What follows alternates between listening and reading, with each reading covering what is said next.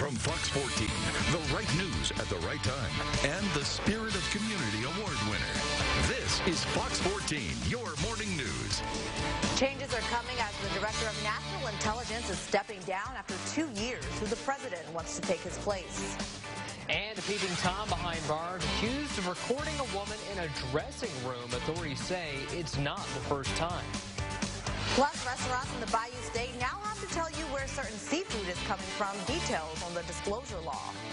Good morning, everyone, and thank you for waking up with us on Fox 14, your morning news. I'm Randy Ayala. I'm Bodie Brooks. It is a magnificent Monday, July 29th. July almost already gone. I know. By Thursday, it's August, and, that means back to school. So hopefully the kids need to enjoy their last few days of summer. Absolutely. And looking into the weather, we have some showers headed our way. Now, yeah, your especially Call Sam like we were forecast mentioning before. first Not what the with kids want to hear, meteorologist especially since Lexi school Birmingham. is just around the corner. But we'll stay fairly quiet this morning until about noon, when we start to see showers and thunderstorms begin to develop. It'll be in full force by between 4 p.m. and into the rest of our evening. But currently, right now, very clear skies to start off our Monday morning, with temperatures starting off in the low 70s. Currently, right now in West Monroe, to 72, with winds nice and calm. That's your forecast first. Thank you, Lexi. We begin this morning with another change coming to the Trump administration. Director of National Intelligence Dan Coats announcing he is stepping down next month. John Lawrence reports. Dan Coats made it official on Sunday. In a letter to President Trump, the Director of National Intelligence says he is ready to move on to the next chapter of my life. The former Republican senator from Indiana took the position in 2017. His last day will be August 15th. Dan Coats has been DNI for over 2 years. It's a normal tenure for a Director of National Intelligence. But let's be very clear. Donald Trump is his own Director of Intelligence. Coats received bipartisan praise after his announcement. Senate Majority Leader Mitch McConnell tweeted that thanks to Coates' leadership, the intelligence community has made a great leap since 2016 to defend our democracy. Speaker of the House Nancy Pelosi said Coates was respected by those on both sides of the aisle as an American patriot. President Trump announced in a Sunday tweet that he's nominating Congressman John Ratcliffe as a successor. The Republican from Texas raised his profile at last week's congressional hearings with former special counsel Robert Mueller. Donald Trump is not above the law. He's not. But he damn sure shouldn't be below the law, which is where Volume 2 of this report puts him. Ratcliffe said in a tweet that he is deeply grateful for the opportunity. I'm John Lawrence reporting. 2 people are dead this morning following a boating accident near Sterlington. Investigators say 3 people were in an aluminum boat near Bayou Drive when it capsized. 1 person was able to swim to shore and get help. Deputies and agents found the bodies of the other 2 people on board. Police have not released the names of the victims. The Morehouse Parish Sheriff's Office and the Louisiana Department of Wildlife and Fisheries are investigating the accident. Moving now to a crime alert. A West Monroe woman is behind bars this morning after police say she stabbed a man 3 times. Althea Sims is charged with attempted second-degree murder. The victim claims Sims stabbed him after he confronted her about stealing money. The victim remains in the ICU at a local hospital. Sims has been booked into the Ouachita Correctional Center. Bond has not been set. And over in Monroe, a man is under arrest for recording a woman changing clothes for the 2nd time. West Monroe police say Ronald Wayne Jefferson Jr. is accused of taking pictures of a woman in a dressing room at a thrift store.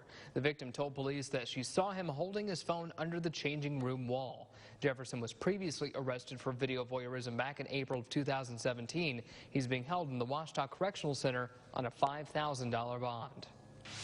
At least 4 people are dead and multiple others injured after a shooting at a festival in Gilroy, California. The suspect is among those killed, and a manhunt is underway for a possible second individual who may have been involved. John Lawrence has more.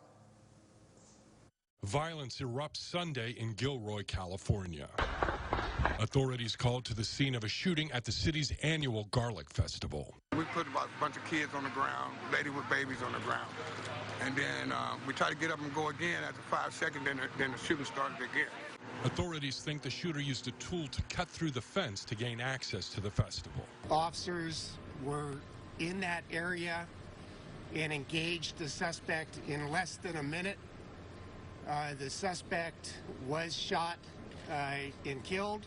ATF and FBI agents from San Francisco are joining local departments with the investigation. It was blood everywhere. It was a mess. I've never seen nothing like that in my life. The shots were fired as a band was performing its last song of the day. We ran off the stage. We crawled underneath it, and we laid down, hid, kept quiet until the police arrived. California Governor Gavin Newsom said the shooting is nothing short of horrific. This is so scary. It's just really so scary. Emotional. And what if it was earlier in the day when there was more people there? You know? So it's just, you can't go anywhere to be safe anymore. One of the garlic producers involved in the festival says the community will rise above this. I'm John Lawrence reporting. Moving on, if you're a seafood eater, listen up. Louisiana's health department will soon start enforcing a new law requiring restaurants to tell customers if they sell imported shrimp or crawfish. The agency says it will check for compliance beginning September 1st. Restaurants have to post information about imported crawfish or shrimp directly on the menu. If they don't use menus, they have to post signs at their main entrances. Lawmakers unanimously backed the requirement earlier this year, and Governor John Bel Edwards signed the measure into law. The law had strong backing from Louisiana's seafood industry, which has criticized foreign imports. The argument is that not enough testing is being done. And if your gas tank is looking a little empty right now, it's the time to fill it up. The average price of regular grade gas is down 2 cents per gallon over the past 2 weeks, according to a Lundberg survey. Lower crude oil prices are behind the price drop. The average price for a gallon of fuel is $2.81, but you will find the most expensive gas in the country in San Diego at $3.67 per gallon. And the cheapest is a little closer to home. A gallon of gas will set drivers back just $2.24 in Baton Rouge. A key 2020 race for a big seat in Washington is officially underway. Senator Tom Cotton and his Democratic opponent Josh Mahoney both kicked off campaigns in Little Rock. The election more than a year away, but Senator Cotton is not wasting time trying to hold on to his Senate seat. Meanwhile, Democratic hopeful Josh Mahoney is vying for the spot for his party. You might remember Mahoney had an unsuccessful bid for state representative last year. Here's what both had to say about their campaigns. People in Arkansas have needed solutions for a long time. They don't need solutions 2 days from now or 2 weeks from now.